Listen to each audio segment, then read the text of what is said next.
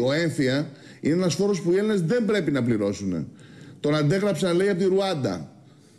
Είναι δικαίωμά τους με τη Ρουάντα να κάνουν αυτό που θέλουν και ο λαός της Ρουάντας να αντιστέκεται. Αλλά στην Ελλάδα δεν μπορεί η ιδιωτική περιουσία να καταργείται. Έτσι όπως πάει ο φόρος που μπαίνει σε ακίνητα, ιδίως άνευ εισοδήματος, είναι φόρος που έχει σκοπό τη δίμευση της ακίνητης περιουσίας των Ελλήνων. Αυτό το φόρο δεν πρέπει να το πληρώσει ο ελληνικός λαός. Εάν μπουν στην ιστοσελίδα Ανεξάρτητων Ελλήνων, θα δείτε ότι έχουμε μια ολόκληρη νομική τεκμηρίωση. Με το Δικηγορικό Σύλλογο της Αθήνας. Μάλιστα. Με το Δικηγορικό Σύλλογο της Αθήνας.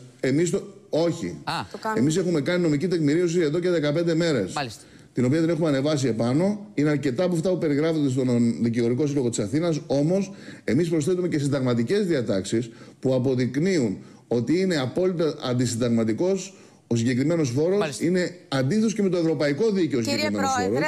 Κύριε Τσέκου, ναι, εμείς έχουμε στο site μας τη νομική τεκμηρίωση που μπορεί να χρησιμοποιήσει ο πολίτης για να προσφύγει κατά του έμφυα. Μάλιστα. Για να μην τον πληρώσει. Εσείς το πληρώσατε, κύριε Πρόεδρε? Όχι, και δεν θα τον πληρώσω. Τι θα κάνετε? Και δεν θα τον πληρώσω και θα προσφύγω στη δικαιοσύνη. Μάλιστα. Και είμαι βέβαιος ότι υπάρχουν δικαστές. Έχουμε τελευταία εβδομάδα μία απόφαση στη Θεσσαλονίκη, η οποία έβγαλε τον έμφυα αντισυνταγματικό, που θα δικαιώσει τις θέσεις τις οποίες έχουμε.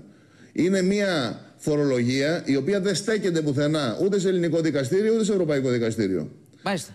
Και είναι μια φορολογία που οδηγεί στη δίμευση της περιουσίας των Ελλήνων. Πάμε ασφαλιστικό. Θα σας πω και κάτι